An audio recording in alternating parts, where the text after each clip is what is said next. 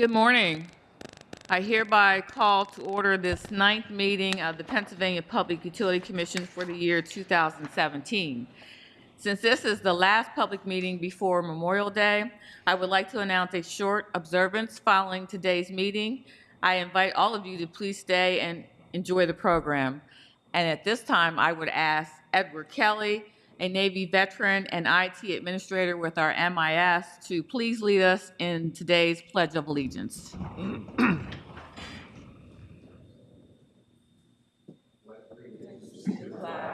Of the United States of America, and to the republic for which it stands, one nation, under God, indivisible, with liberty and justice for all.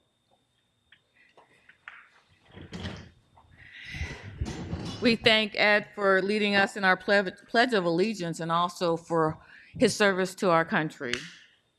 I would like to note that we do have Vice Chairman Place on the phone joining us. Vice Chairman Place. I'm here. Thank you very much. Thank you.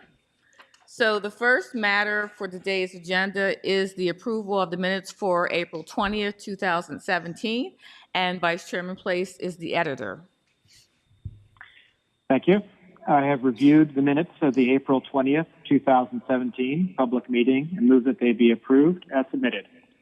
You have heard the motion to approve the minutes for April 20th. Is there a second? So moved. Second by Commissioner Powelson. Any edits, further discussion? Hearing none. All those in favor of approval of the minutes say aye. Aye. Aye. Any opposed?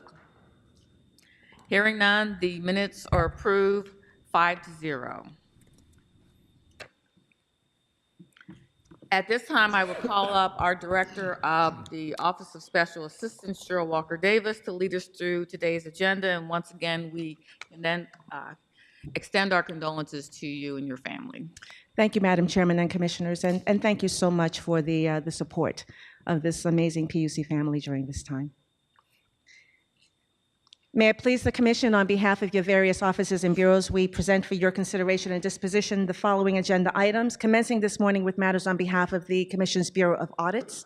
On page 1 of the public meeting agenda, it is recommended that the Commission adopt that Bureau's recommendation to release the Management Deficiency Investigation Report and Implementation Plan for the Columbia Gas of Pennsylvania, Inc. regarding a 2013 Focused Management and Operations Audit.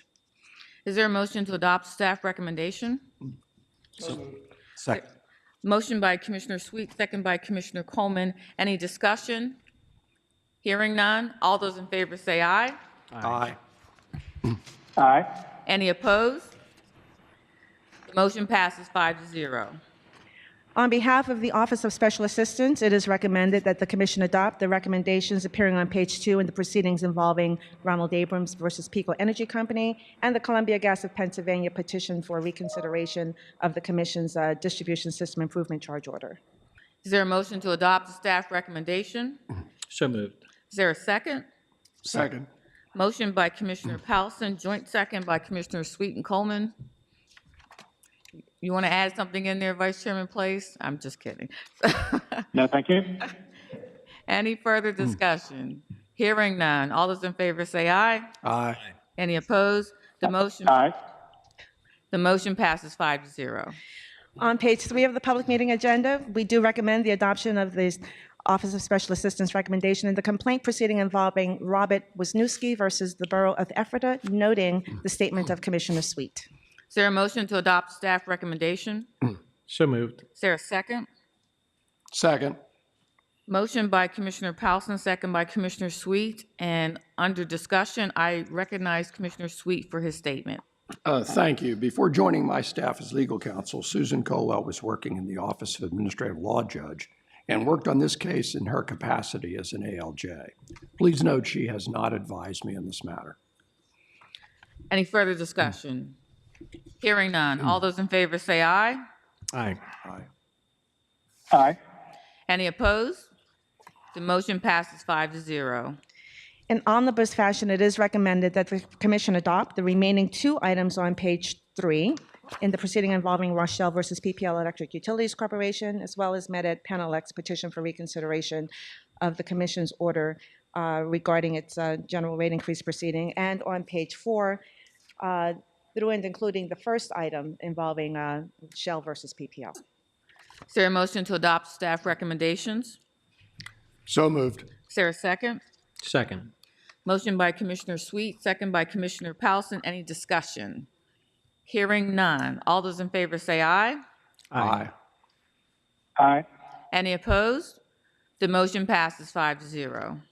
Should be noted that the matter involving the joint petition seeking approval of an amendment to an interconnection agreement involving the United Telephone Company of Pennsylvania, LLC, DBA CenturyLink, and Neutral Tandem Pennsylvania, LLC, has been postponed until the next public meeting. It is recommended that the Commission adopt the recommendation of the proceeding involving the joint petition for approval of interconnection agreement involving Commonwealth Telephone Company, LLC, DBA Frontier Communications, and NEP Telecom, Inc., noting your statement, Madam Chairman. Is there a motion to adopt staff recommendation? So moved. Is there a second? Second. Motion by Commissioner Powelson, second by Commissioner Coleman. Under discussion, let me place on the record my recusal statement consistent with Section 1102 of the Commonwealth Ethics Act. I will recuse myself from this matter because my brother is employed by Frontier Communications. Any further discussion?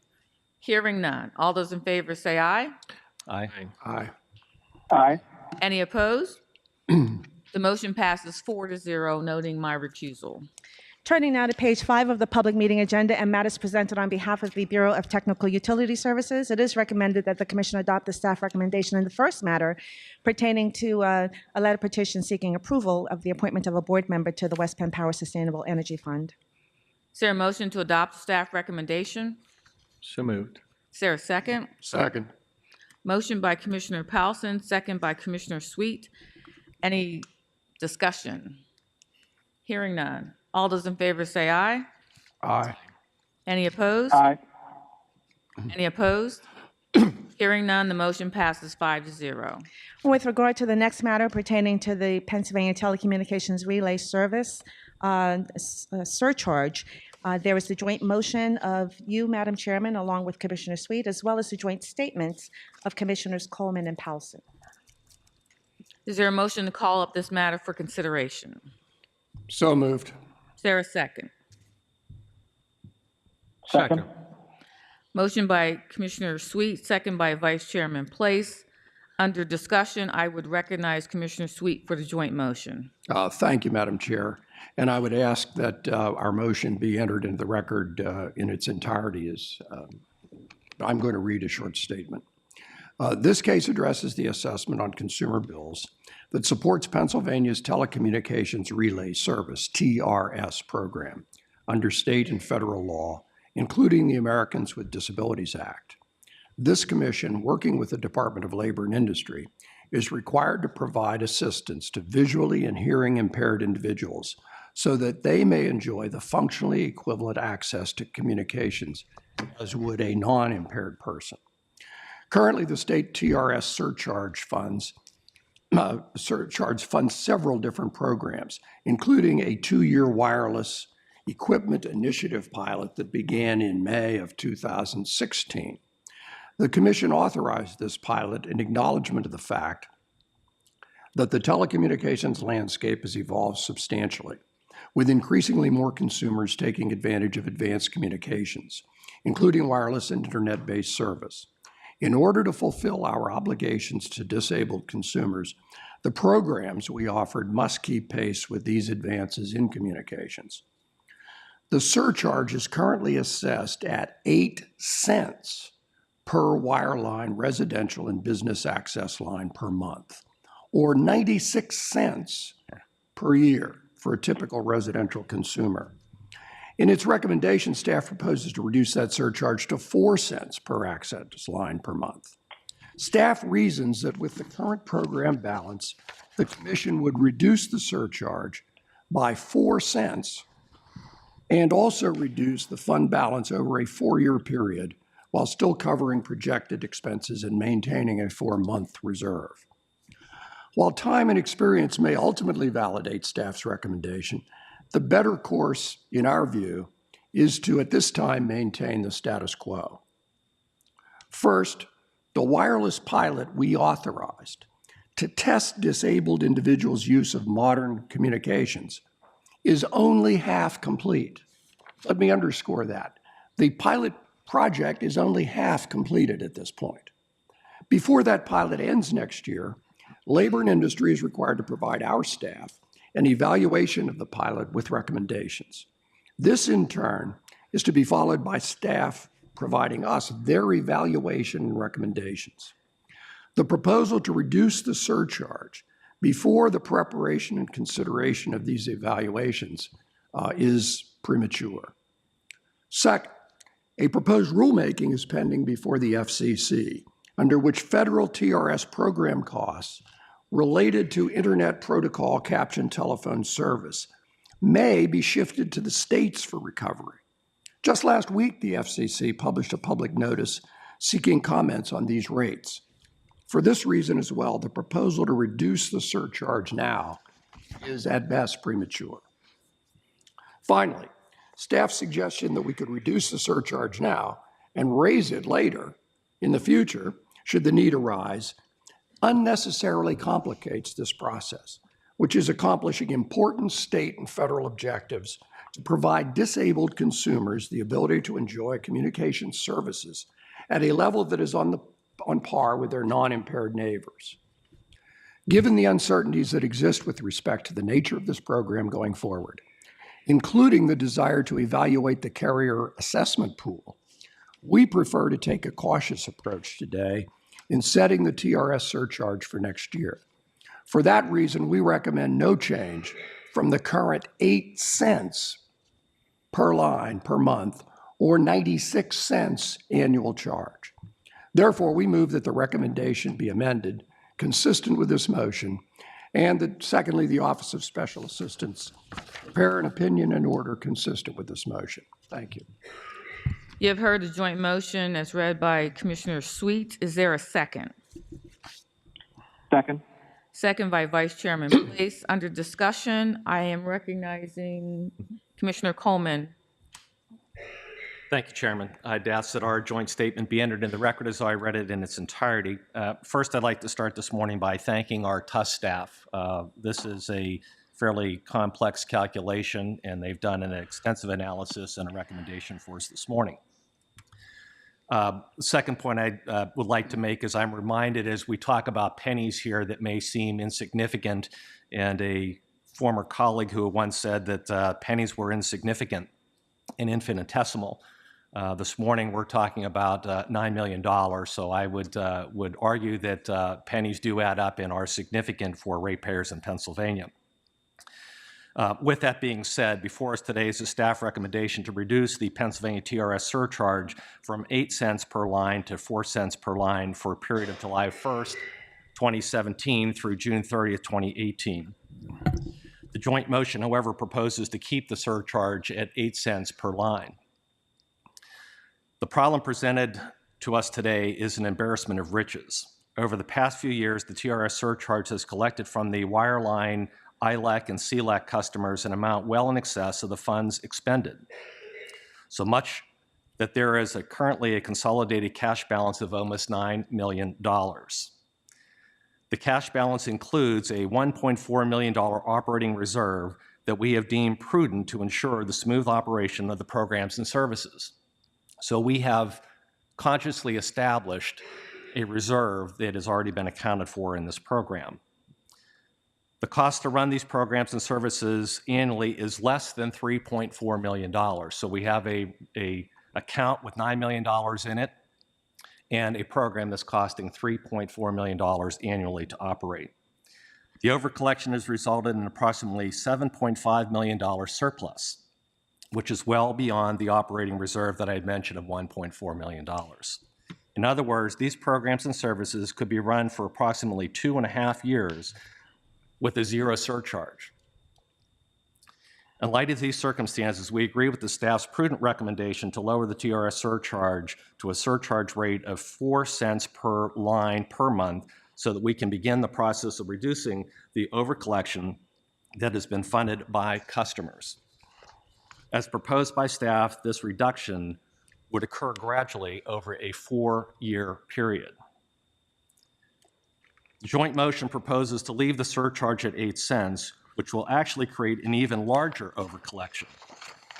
According to the staff's forecast, a 8-cent surcharge will generate $4.8 million in revenue this upcoming surcharge year, which will further grow the surplus by over $1.4 million. As of the point of reference, the Commission would never allow a utility to so grossly overcollect and then not refund the overcollection to customers, particularly when the rationale for keeping the money is complete conjecture at this point. The rationale in the joint motion for setting the TRS surcharge at 8 cents is twofold. First, there is a concern that the FCC might shift certain federal TRS program costs to the state. And second, there is a concern that the Commission in the future might decide to expand what is currently a limited pilot program for distributing iPad Air 2 and iPhone 7 devices into a permanent wireless equipment distribution program. We acknowledge that facilitating access to TRS for some of Pennsylvania's most vulnerable citizens is a laudable objective. However, we do not support growing the currently excessive surplus on such speculative grounds. Moreover, the Commission's ability to respond adequately to any changes to TRS at the federal level or to proceed with a permanent wireless device distribution program, if so desired, would not be compromised by reducing the surcharge to 4 cents. We note that the staff is not proposing to refund the surplus to wireline customers all at one time or to reduce the surcharge to zero. Rather, the reduction is to occur gradually over a 4-year period of time, meaning a surplus will remain for some time. In addition, the TRS surcharge is set on an annual basis, which means that any need for additional funding in the future can be adequately addressed in future surcharge years. For these reasons, we do not believe it is necessary to retain the current surcharge amount to support whatever decisions are made on the wireless equipment pilot program or to respond if the FCC ultimately allocates additional TRS-related costs to the state. We are also concerned about keeping the money paid by wireline end-use customers to potentially pay and purchase and distribute of iPads and similar wireless equipment, especially without any indication that the wireless industry will contribute any money whatsoever to this effort, particularly when it expands their business. In our view, keeping this money for the purpose stated in the joint motion opens the door to an improper subsidy of one technology over another. We note that currently that there is no mechanism in the wireless industry to contribute financially to TRS in Pennsylvania. Establishing a TRS war chest that has the potential to grow a cash balance to more than $10 million sends the message that the financial contributions from the wireless industry is not necessary, making it that much less likely that the wireless carriers will even be asked to contribute. This is not the message that we wish to send. Indeed, this message directly contradicts what the Commission said 2 years ago when we approved the wireless device pilot program. Quote, "We hereby encourage OVR and Temple University to seek, obtain, and utilize available federal funding sources under applicable federal law, regulations, and administrative agency decisions that may partially defray, or otherwise minimize the monetary disbursement required from the TRS fund for the implementation of the proposed wireless pilot. For these reasons, we do not believe that keeping the TRS surcharge at 8 cents per wire line is in the public interest." Thank you. Thank you, Commissioner Coleman. Any further discussion on the motion? Hearing none. All those in favor of the joint motion, say aye. Aye. Aye. Any opposed? Opposed? The joint motion passes 3-2, noting the dissent of Commissioner Coleman and Commissioner Powson. On the matter as amended by the joint motion, any further discussion? If there's no objection, we can take the previous roll call. Seeing and hearing no objection, the matter as amended passes 3-2, noting the dissent of Commissioner Coleman and Commissioner Powson. Continuing with the presentation of agenda items in omnibus fashion, it is recommended that the Commission adopt the staff recommendations in the last 2 items on page 5 pertaining to the recommendations involving electric generation supply and license cancellations, as well as the Aqua Pennsylvania Long-Term Infrastructure Improvement Plan matter. And then continuing to include all items appearing on pages 6 7, 8, and the first item at the top of page 9 pertaining to the application of Yardi Systems, Inc. Is there a motion to adopt the staff recommendations? So moved. Is there a second? Second? Motion by Commissioner Powson, second by Commissioner Coleman. Any discussion? Hearing none. All those in favor say aye. Aye. Aye. Vice Chairman Place, we did not hear you. I'm sorry, that was also an aye. Any opposed? Hearing none, the motion passes 5-0. It is recommended that the Commission adopt the Bureau of Technical Utility Services recommendation in the matter pertaining to the quarterly earnings report of public utilities, noting the statement of Vice Chairman Place. Is there a motion to adopt the staff recommendation? So moved. Is there a second? Second. Motion by Commissioner Sweet, second by Commissioner Powson. Under discussion, I recognize Vice Chairman Place for a statement. Thank you. Madam Secretary, I would like to place my statement on the record as if I had read it in its entirety. The market analysis performed through the discounted cash flow and capital asset pricing model methods supports the adoption of lower proxy returns on common equity figures. I also note the continuous support that is provided for the return on common equity through the use of the distribution system improvement charge and fully projected future test year mechanisms. Therefore, I believe that it is prudent and appropriate to continue migrating to lower proxy ROE figures for DISC purposes. Thank you. Thank you, Vice Chairman Place. Any further comments?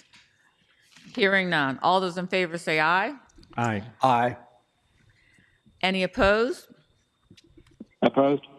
The motion passes 4-1, noting the dissent of Vice Chairman Place.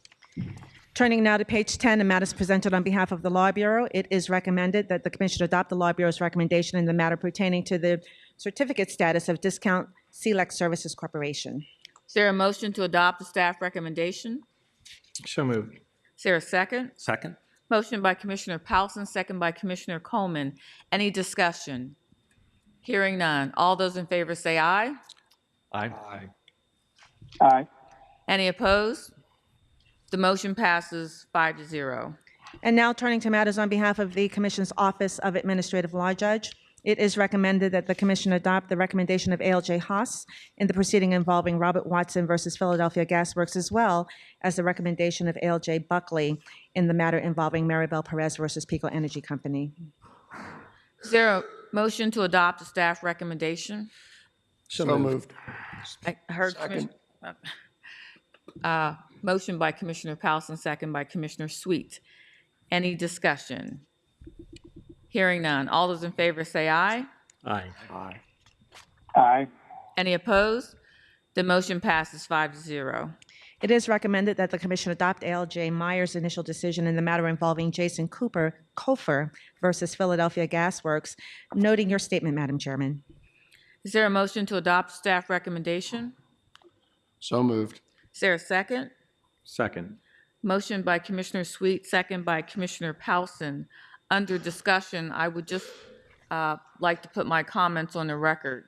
In this case, I feel that the Commission should have exercised discretion and remanded the matter to an ALJ to determine a lump sum payment and a payment arrangement as preconditions to restoring service.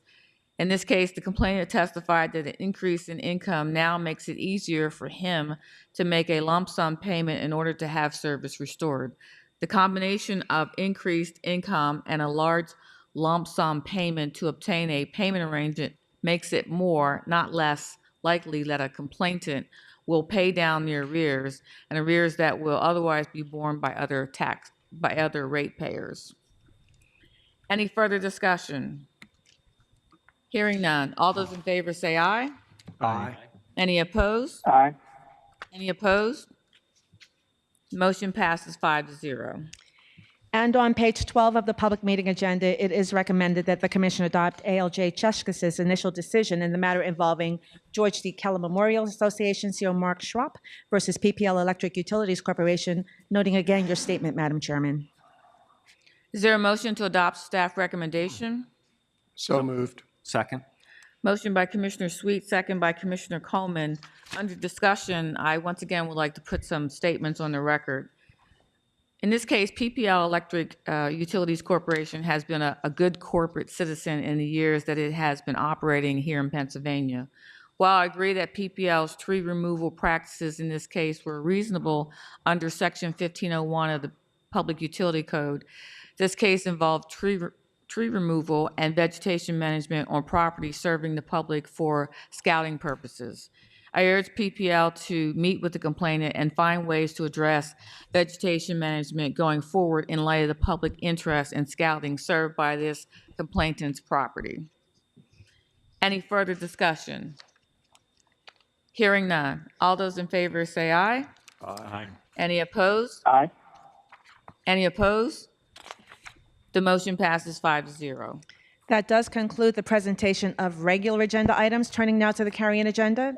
On behalf of the Office of Special Assistance, it's recommended that the Commission adopt the recommendation in the matter involving the petition for reconsideration and clarification of the City of Dubar Bureau of Water General Rate Increase proceeding. Is there a motion to adopt staff recommendation? So moved.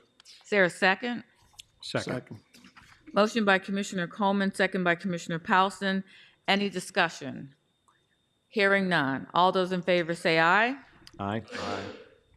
Aye. Any opposed? The motion passes 5-0.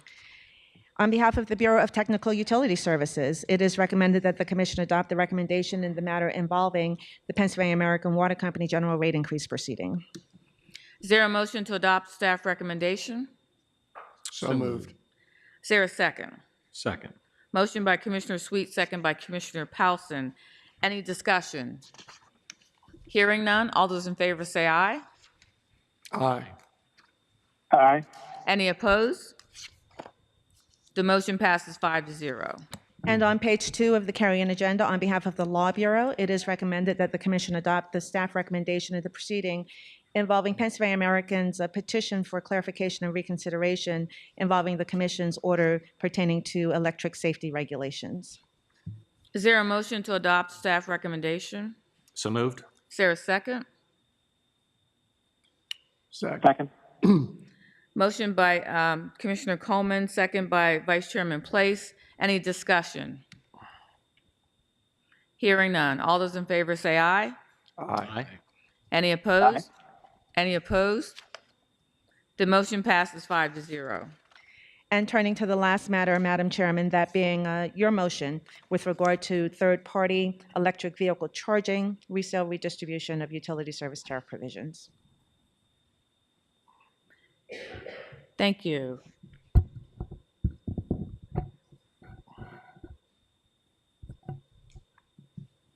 I would submit my motion for the record and just summarize it for you. Pennsylvania's electric industry has experienced a considerable transformation over the past decade. Technologies and marketplaces such as LEDs, demand response, natural gas turbines, and rooftop solar have developed markedly. Pennsylvania is poised to experience similar development in the electric vehicle arena. The state has presently 723 charging stations and approximately 3,600 registered electric vehicles. I believe this emergent market can benefit from the review of EDC's existing resale tariff provisions.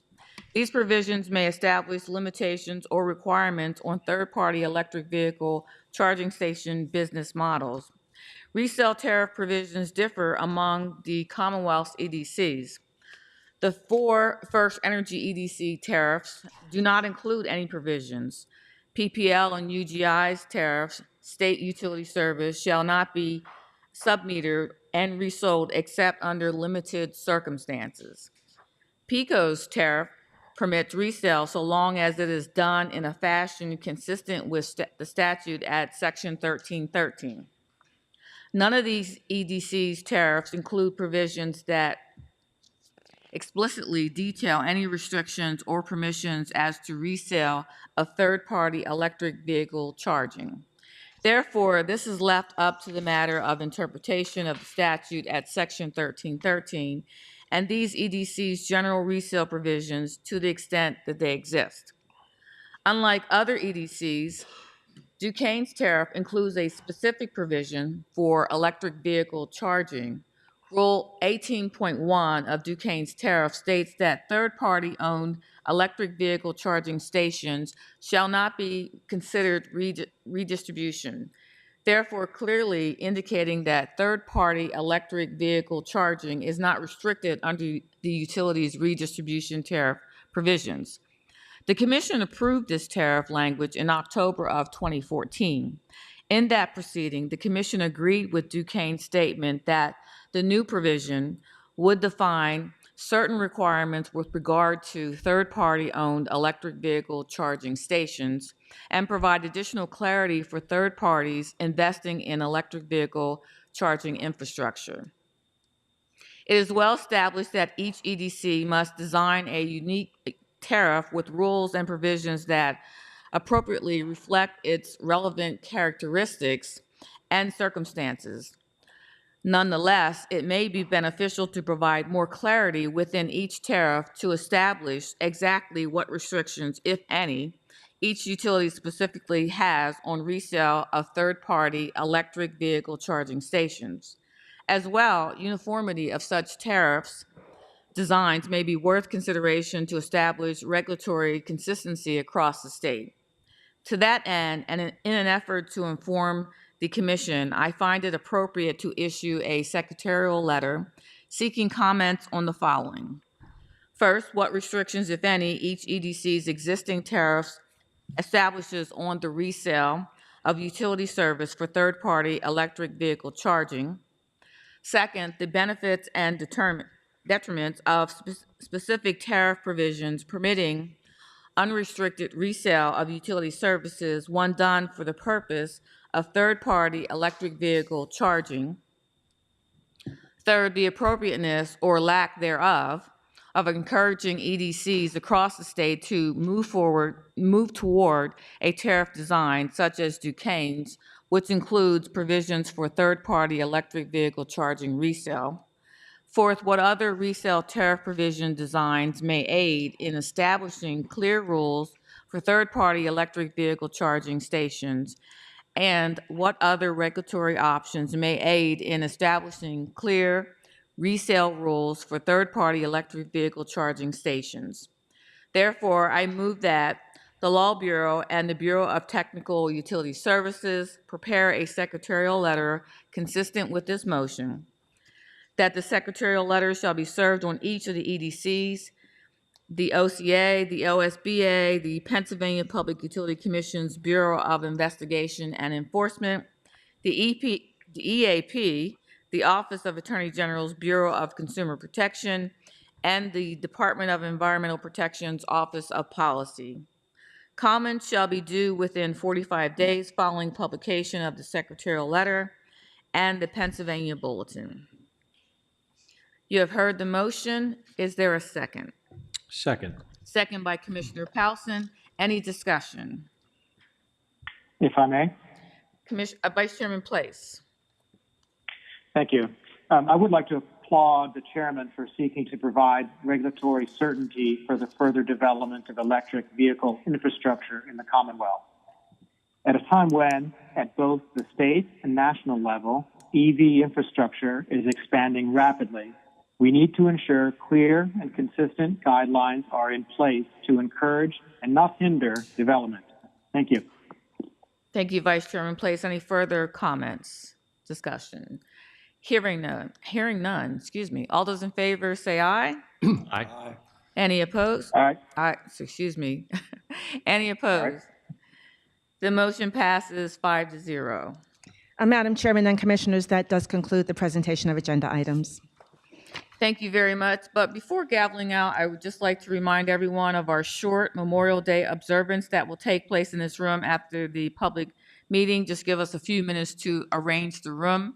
And a further matter, before we adjourn, I would like to take the opportunity, which I'm sure all my colleagues would as well, to congratulate Commissioner Rob Powelson. As we all know, he has recently been nominated by President Donald Trump to serve on the Federal Energy Regulatory Commission, and we are so proud of him here in Pennsylvania, and we know how hard he has worked here in this state and his efforts here in Pennsylvania, so we just want to congratulate him.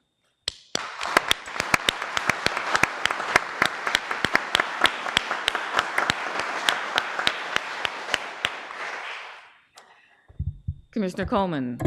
Well, Chairman, I would associate myself with your comments. It's been a pleasure to work with Rob over the 8 years.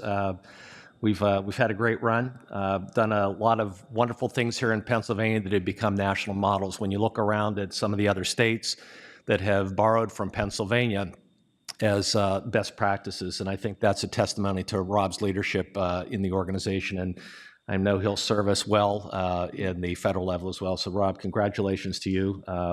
Looking forward to it. Thank you. So without objection, the meeting is adjourned.